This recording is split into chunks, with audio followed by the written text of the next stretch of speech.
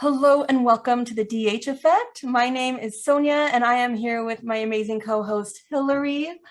Our focus this month is learning ways we can grow through our adversity and reframing our negative narratives into something phenomenal, which is our truths. Oh, yeah. And, our guest today, which is Theresa Rozul Knowles, you are a writer, a poet, a creative writing mentor, a teacher, and then you're also a cancer survivor who has this powerful, really powerful mission for individuals to really help with social awareness through building clarity of what you call soul goals, which is right up our alley. We cannot wait to hear more from you.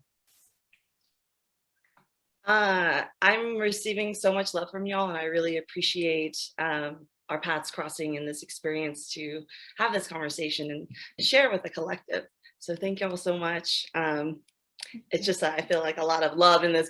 I feel a lot of love radiating amongst all of us. Well, that's the goal, man. Oh, for sure. I mean, Theresa and I, we have met for a while. You have been a mentor to our young writer in the house. And our, that spiritual connection kind of happened instantly. And overall, though, I know that you have been so influential in terms of writers all over, in terms of age group, perhaps the world, generations. And it's always under this unique perspective of healing. You mentioned, this is so cool. You mentioned that your offerings are for health warriors, art admirers, spiritual soulsters. I love it. Spiritual soulsters. And decolonizing doll face brain. Which she called me when we got on, and my whole heart was like, woo! And this is where I'd like to start. You wrote, "We are in a new era of transformative Aquarian energy. May the collective access power and peace through the healing available throughout communities, creativity, and the cosmos." Woo! We would love to know, well, what does that mean? Because a lot of us will be like, what does that mean? Wait, say that again. Yeah. And where did this journey all start? So I would just love to start there. Yeah, it's casual Friday conversation. Friday morning. Casual. How we doing? Cosmos, go. Yeah. In short, so I am aware of our limited time to talk. So I will do my best with my blessed ADHD, post-chemo, post-menopause brain, like all the different post-concussion brain. I'm gonna Mercury and Pisces. I'll do my best to keep that succinct as possible, but really to be able, but I want to filter what I'll say through the theme of today's show. It really resonated with me that y'all wanted to talk about shame and guilt, because to tie today's theme in with what I do as a creative writing teacher, I firmly believe that the stories that we share, when we have the courage to tell our truth and to face our truth, that saves lives, that saves ourselves.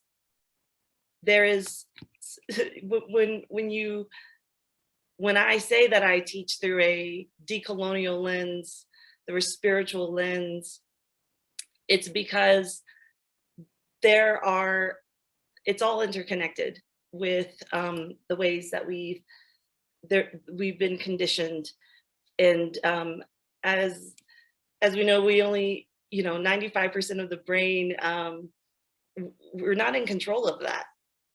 That's you could say it's our subconscious, it's our shadow self. And so how often in our very busy late stage capitalistic lives, how often do we really step back and consider on a metacognitive level to really think about our thinking? Are we being led through the heart? Are we being led are we grounded in intention? The hero's journey is all about, you could fight all the cyclopses and sirens and all these external things in the world, but the hardest journey isn't necessarily, it's not the ascent, it's the descent, the heroine's journey into the heart. And I really love how much y'all are grounded in the heart. And I'm sure everyone in this audience knows the root word of heart is Cour, C-O-U-R, which means courage. We're not raised to pause. The Nat Ministry says that rest is half the revolution. And she is a rest expert, so check that out. But how often do we go, what, it's already March? What, I already lived through my 20s, my 30s. Like, what? I thought it was just, I'm sure we've seen that meme go around that's like, I don't understand how it's already 2022 when literally it was 1999 yesterday. I don't get it, you know, something like that. But so when I offer these writing prompts for folks, they're generative, multi-genre. I can modify and apply for the different genres because I'm also a multi-genre writer. When I give out these prompts, they're not just within a theme of whether it's the Denver Art Museum tying in a theme with an exhibit, whether it's the art of health journeys, or, you know, people are battling cancer or they're caretakers, and the ways to tie in, you know, art and health journeys with the intersections of writing, whether grown-ups or youths. The prompts they're also really channeled and grounded in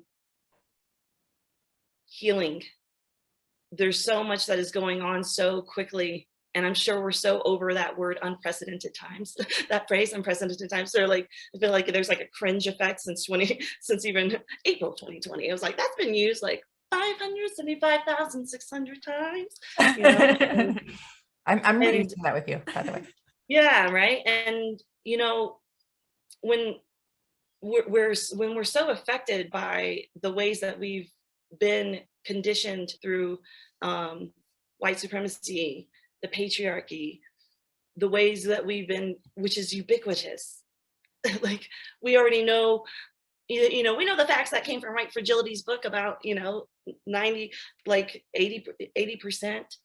of art in the art galleries are not people of color. You know, 90 something percent, right, that's in the bookstores are not people from the global majority. And when you have only one narrative that's being pushed, right, when you have one narrative of that 1% in power, what is that being, how is that raising us? When you are a woman, when you are a person of color, when you have a queer heart label, when you have a disability, you're constantly being, it's as if you're constantly being pushed to live up to expectations that in the end are they really yours? Or are you just living out these projections of trying to meet something that's really not realistic? It's not realistic how we function. It's not realistic to not prioritize healing. It's not realistic to not prioritize the arts and creativity. And so the writing prompts also, you know, I'm very mindful of what's going on today throughout the world. There's a little bit of like astrology as well, like being mindful of that too, you know, but so yeah, when you ask like how did I get here, how did I get to this role, it took 32 years of realizing that I wasn't honest with my heart. I you know, I had a whole other life that I had worked really hard towards. And I was just about to get there, right? With all the things, you know? And then age 30, I was diagnosed with that cancer that has no cure. I had a 1% chance of getting diagnosed, and I had a 4% chance of there being a cure, of surviving it. Low-grade serous ovarian cancer. And that was the year that my, at the time, husband and I were going to have kids.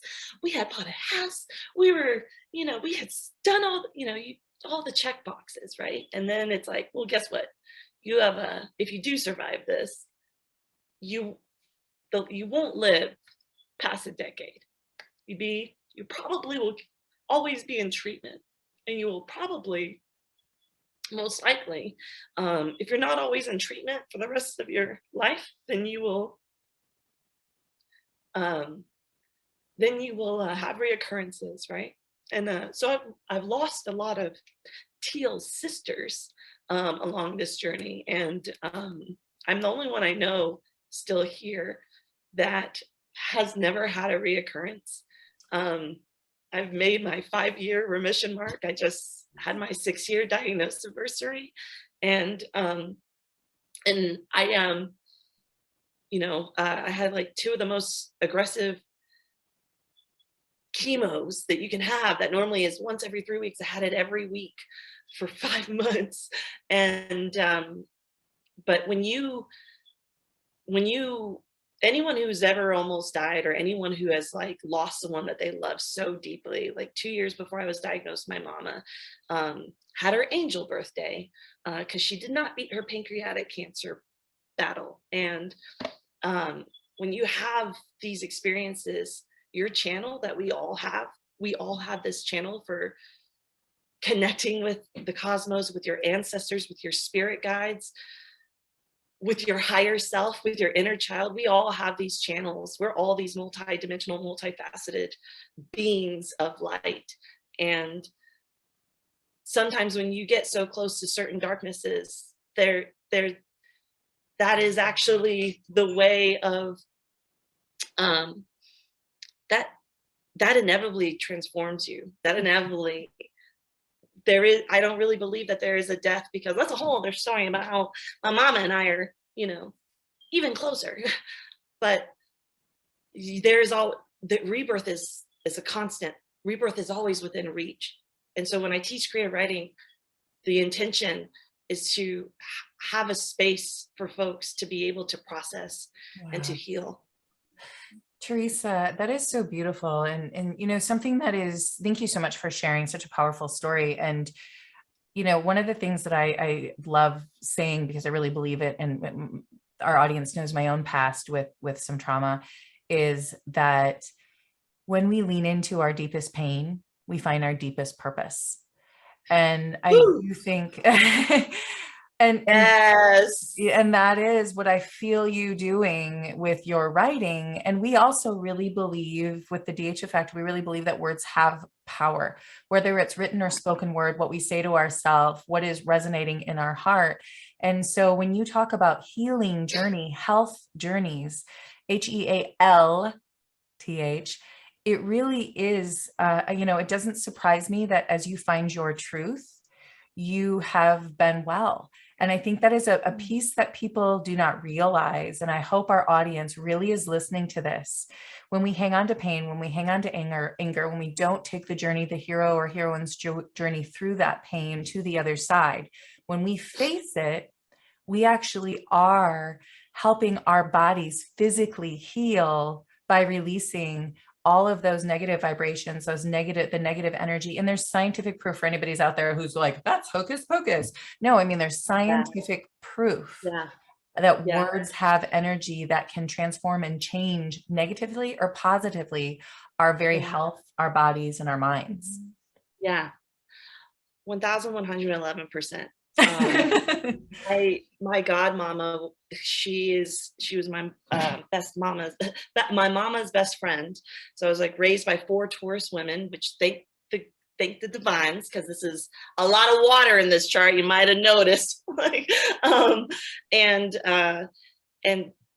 when my mom got sick, my godmother was she was a Viking monk in another lifetime, wisest woman in the world. She was the one that really brought that to my attention, to think about where the dis-ease manifests. And so, like, my mama was pancreatic cancer. She was like, well, what does the pancreas do? It's supposed to break down sugars, and she always yearned for the sweet life.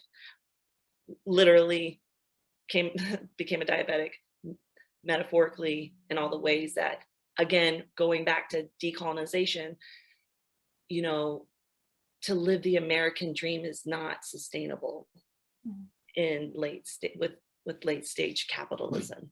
It's not like a healthy, like, narrative that we've been fed. And she and so for myself, it was looking into the sacral chakra. That's where ovarian cancer manifests. And I don't want to, for anyone that's like lost somebody, like, I don't want it to sound like, yes, I firmly believe in all this and I'm a testament to it, but I also want to be sensitive to those that might have just lost someone. One of my teal sisters I lost last April, that just really, she was a vegan. She did all the things with her diet, and she meditated and prayed, and it wasn't enough. And so I do want to be mindful of, like, with that small caveat for that, so, but yeah, definitely 99% of the time.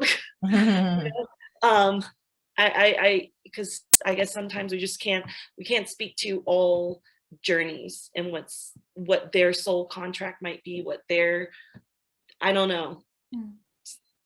Anyways, but yeah.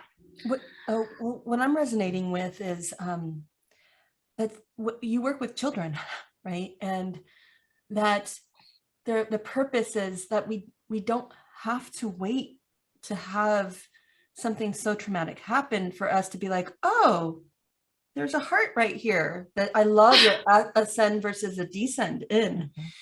And what you are teaching and building and connecting heart to as many people and as young as possible to build that super tool, that connection to heart all the time. And I'm wondering, I'm also resonating with listeners who are like, oh my gosh, that has nothing that traumatic has happened. So you still have access to it. And I would love for you to talk about the decision that you made, like, wait, this was so powerful to me in this the darkest time, but everyone can have access to that. When did that happen where you said everyone needs this? It's specifically creative writing or teaching in general? Oh, I don't know. I mean, I know you as I was a teacher in the school systems before doing creative writing. I used to launch inclusion programs for kids with autism. I used to do arts integrated education for all subjects. So I just want to make sure I'm clarifying the question. You mean like as a teacher, or just in general with specifically creative writing teaching and post health journey? I would say your recent efforts of creating these amazing writing programs that are there are these spiritual niches for each. And I also think about, with my daughter hearing you, and you're like, it's just kind of children from all over the country getting together and learning how to write, and then you get them deep. You say, that's cool that you came in with this cool interest, but let's get deeper than that. Thank you so much. So I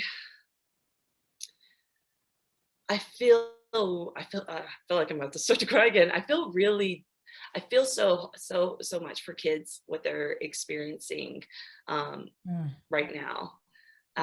It's bizarre how sometimes, like with the working with kids through Lighthouse, I when we switched everything, the virtual and you want to be mindful, because we saw as a country how divided everyone was, how politics really created a gap of cognitive dissonance. And so you never know who, like when I teach through Lighthouse Writers, you never know who your whole group of folks could be. And it's such sensitive time. They're very tense times. And I just remember like when the elections happened, I call everyone potatoes as a term of endearment. So in case you guys are like, is she like hungry? I don't get it. So one of my potatoes, like who always seemed, y'all ever watch Daria from back in the day? You know, the cartoon where they were very like, it's like a goth cartoon on MTV. Like, Awesome. yeah. And so she was just kind of like this like stoic outcast, sarcastic. And so, you know, I just thought that this potato was tough as nails, you know, was just like being cool, spoke when felt called, you know.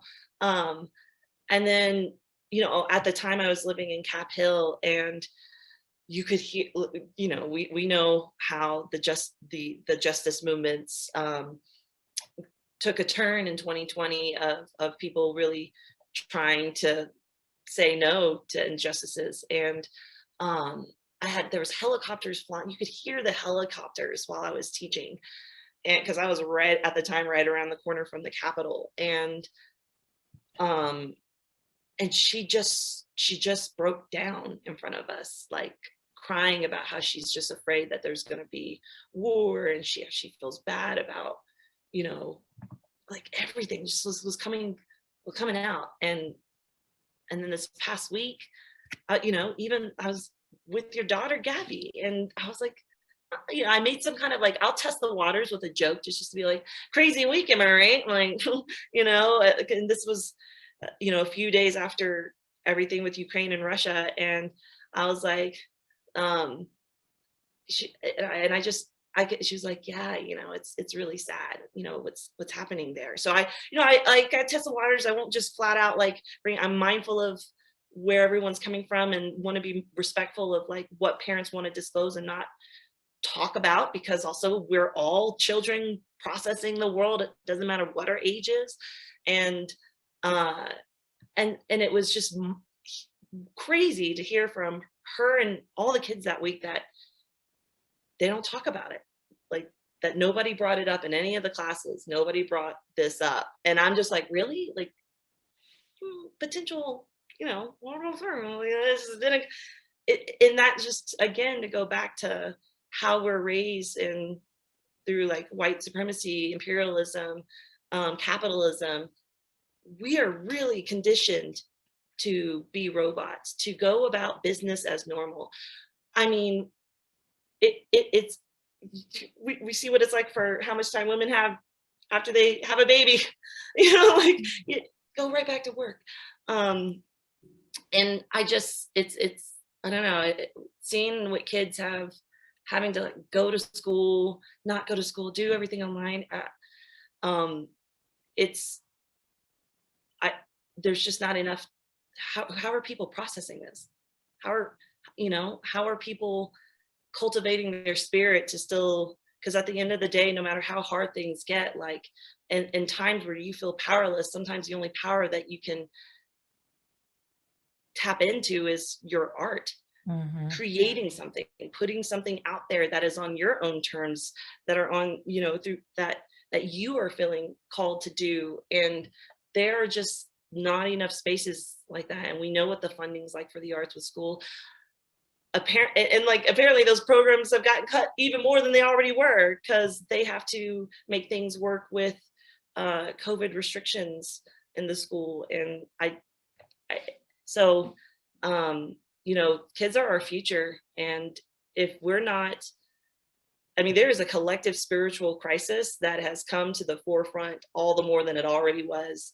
And if we're not healing all the generations that we're all interconnected with, like, you know, I feel like there's so much, like you were talking about earlier, how a dis-ease manifests. We're all mirrors, whether it's what's going on the inside, how we're projecting it on the outside, what's going on with Earth, and what's happening with the collective of all of us humans. And so for me, when you hear me talk, so another, you know, last thing about working with kids, and when you hear me talk about decolonization and this and that, like,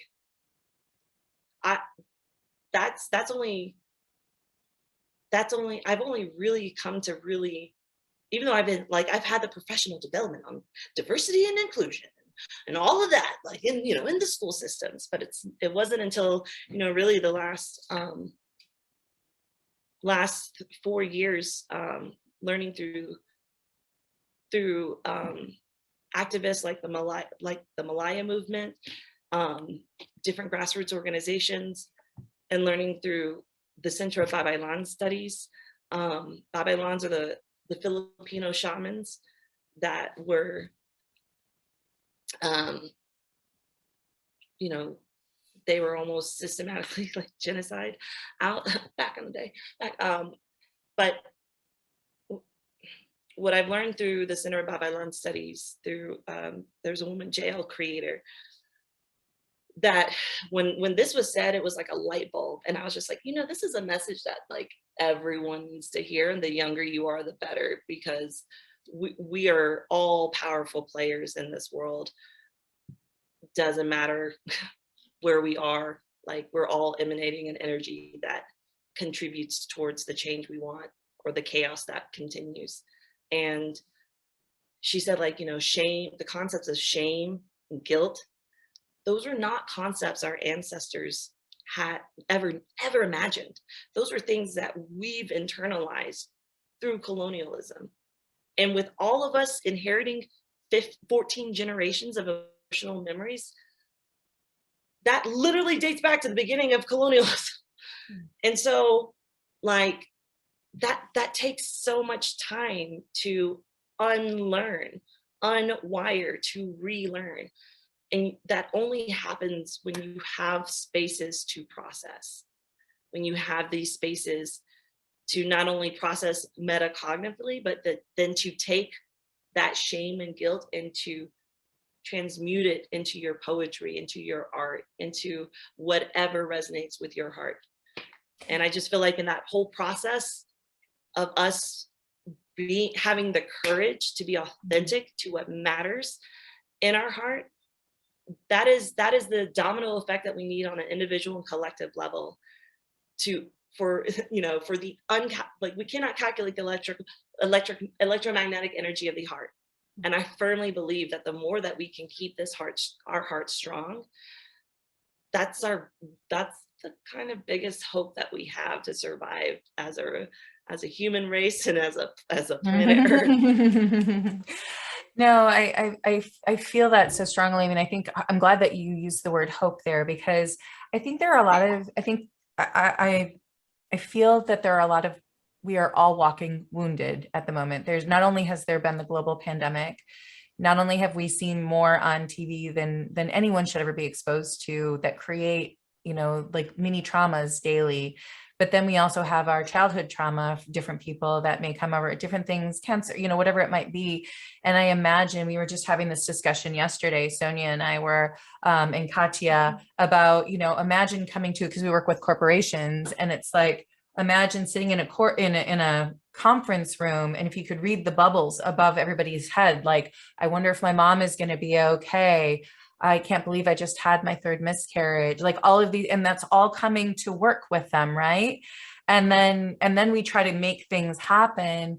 I think the acknowledgement that we are, because like I look at schools and the grace that I have in that is, I think that there are a lot of teachers that are afraid to have the discussion because they haven't processed their own pain, and they're not and nobody is helping them process. So how do they make the space in the room for the kids to process? And so my belief, I have two beliefs I would love to just share. One is that it's going to take those of us that have done and are doing the work and can fill back up with love and have the detachment to, to be able to lean into the pain without losing compassion, to show up and help others that need it and continue to have that ripple effect, that decided heart effect. And for us to show up with compassion and so on. But I love the vision that I always get in my mind is that you can never heal a wound from the surface. right? And it's always really, really, it's really, really hard. And it's really, really gross and yucky and chaotic and all of those things. And we're in the middle of chaos. And rather than feel depressed and sad and all of those things that I could feel and lonely, I feel opportunity. I feel hope. I feel hope because we have to clear out the bad gunk. We have to get out the poison. We have to get out the toxins. We have to get all of that out so that we can rise and know that we need one another and lean into our true heart calling. If you're listening, she's snapping at me right now, and I think it's a good thing. No. But if I can just add to that, because it's from the most micro relationships that we have, because, again, I always sometimes think, well, this is so big. This is way big. And I think a lot of us say, well, it's too big. What's the easiest way to cope? It's just to be numb. Yeah. And we've really been used to living a numb life. Yes. Where that numbness is our comfort. Yes. It's our layer of protection. And so I think about, well, what can I do? What my most micro relationships is who's around me, who's Hillary, right. my daughters, and not just the family unit, but just my daughter and myself. Yeah. And one of the basic things that I have really practiced, and it took practice, even though this seems, oh my God, this is so simple, but no, because I had to recognize my numbness, then face the fear, like this is a little scary and uncomfortable, and then have the courage to be quiet. And in the stillness of that quietness, it's intentional. It's not to listen and feel like, oh my, and that, especially when it's like with my daughters, right? One-on-one, to be still together, and that heart connect, the vibrations start to really like shake, and you start to listen and hear. And then and that's where you were talking about this light comes out, but we will never discuss it until we have that courage to kind of fight our way in. Right. Anyway, 100%. Yeah. Absolutely. I love that. Yeah, I know. I want to, you have such amazing energy. I'm so grateful for the work that you're doing. And I know for those of us, for those that are out there listening and are like, okay, I'm really interested in doing more of this work. Where can they find you? I have a website, citrineinc.com, but I'm in reconstruction with it. And so folks can email me. I have a lot of things that are coming up that are new. citrineinc@gmail.com. And I have things at Lighthouse Writers as well. I'm at the Denver Art Museum every fourth Tuesday of the month. UC Health's Writing with Cancer. But definitely the Art of Health Journeys is something that it's become really apparent with just a lot of the feedback from folks about how this has been really helpful, these classes. And like even the last one I did with the Denver Art Museum was called Radical Love, writing prompt, combining art with writing prompts to articulate your heart through a decolonial lens. And I still have emails to respond to because folks were wanting the PDF of that, and people wanted me to teach that again. And so I'm basically taking everything I've done from, we're going on year 3 now in this virtual realm, from the things that I've done with the Denver Art Museum. I'm turning that into a curriculum called Canvas and Consciousness. I want it to be something, I want to be able to have that set up in a way where, if I don't have the copyright, if I don't have the rights from Free to Call and all of that, then I can take that lesson and do something similar with local artists, because the intention being is like a way of like passive income for all of us. And then having the Art of Health Journeys too, whether it could be whether I am facilitating something for a group online or in person. I still wanted to be able to have equitable energy exchanges to where there could, if people could still be able to download, Mhm. a class and things like that. So I have to tell her something really quick. Okay, she needs to tell you I have to something. tell you, I have to share really quick a memory because you said Denver Museum and then the writing, and then I just got this big grin because I used to teach in Westminster at the high school there. Yeah. And so I brought them to the museum. So one of the things that I used to do is I would bring them to the Denver Art Museum, and we had different writing prompts, and because I was an English teacher. And so it would be, yep. And so it was pick your 3 favorite paintings. And they had one of 2 prompts they could use. One is combine what you're seeing into a creative writing story. So how are you going to take those 3 pictures and make them one story? And the other one was, what if those 3 painters, those artists got together? What would their conversation be? And it was so fun. Anyway, sorry. So you just brought back a moment. Okay, do not apologize. Don't apologize. That's not colonial conditioning. We're not. Oh, yeah. You can feel that off. Never apologize. Yes. So thank you for it just lit me up. Oh, I remember. Oh, so I just, such a joy. Yeah. A memory that I have not heard. You haven't heard that memory. No. So cool. I love that. Gosh, this whole vibe right now, I tell you, I love Sonia. So I was like, you're her partner in crime in this decided heart. I was just like, I am here for this gang. And now it's like even more. Yeah, well, I think that your website to me reflects what the work that you're doing. I visited multiple times, but this morning I just wanted to do a warm up, and I'm like, dang, if you want to know the energy of Theresa, I go to her website. You'll see all the different projects, links to the different organizations. You are truly an inspiration. Mm-hmm. Thank you so much. Well, my hesitancy to say anything, again, going back to our conditioning of having a perfect image. I'm like, there's so much feedback I haven't put on there from people. There's so many testimonials and videos. And, it's I feel like everything has to be perfect before, and isn't it, we have so many ways that we are conditioned to hide and to shrink. And so kind of going back to, your thing about working with kids. I mean, the irony of being a creative writing teacher for me is just it's been a long time coming. And my sisters, SISTARS, the ones I've grown up with, we're the ones who've known my words since I was a child. It's been a long. Somewhere along the way, I stopped writing in my 20s, and I forgot. I had a whole box of writing that I just forgot about. And there's a lot of ways that, and I hear it all the time, all ages. Oh, I'm not a writer. I was like, well, do you like to write? Yeah. Have you thought about ideas for a book? Yeah. And then you're a writer. We're so conditioned through capitalism to think that unless we're having a monetary success through that, then it's not real. Then which is horrible, right? And so so I just did a soft launch this week for kiddos that I work with.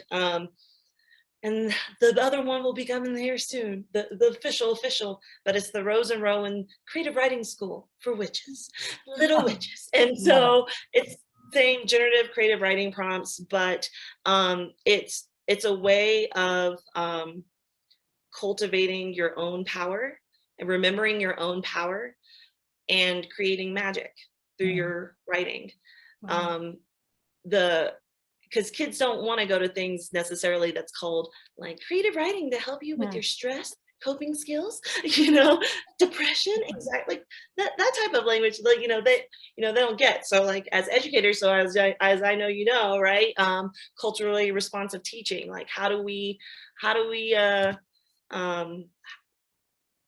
take the life lessons that we want to be able to share with kids, but filter it through a language that would resonate, through a space that would resonate. And so, that's been a very big thing this week. And so, but going back to the websites, they just, I feel like at this point, things have grown so big that it's no, there needs to be a website for Canvas of Consciousness, a website for the Art of Health Journalism. We're going to let go of that. No, we're letting go. go. We're going to share. I love it. y'all. People are going to find it. We're going to I release you from feeling that way, but I do not release you from the gratitude that we feel right now. So thank you so much for joining us. And thank you to our listeners too, for also joining us. Hopefully you've been able to be inspired as we have been by really facing that fear and that pain and the things that are going on in your life and healing through words, whether it's spoken, whether it's with your sisters, whether it's with you, whatever it might be, your soul sisters, all of that. And don't forget to connect with Theresa at her. We're going to have all those listed, her platforms or Instagram and so on, but also, if you feel like it, connect with us on all of our social media platforms and on YouTube, where you can listen to this or any of your favorite podcast platforms, because you're going to want a little bit more of this. And make sure that you also check out our website at thedheffect.com for great opportunities to learn and grow, including our membership right now. So until next time. May you have the courage to live with a decided heart.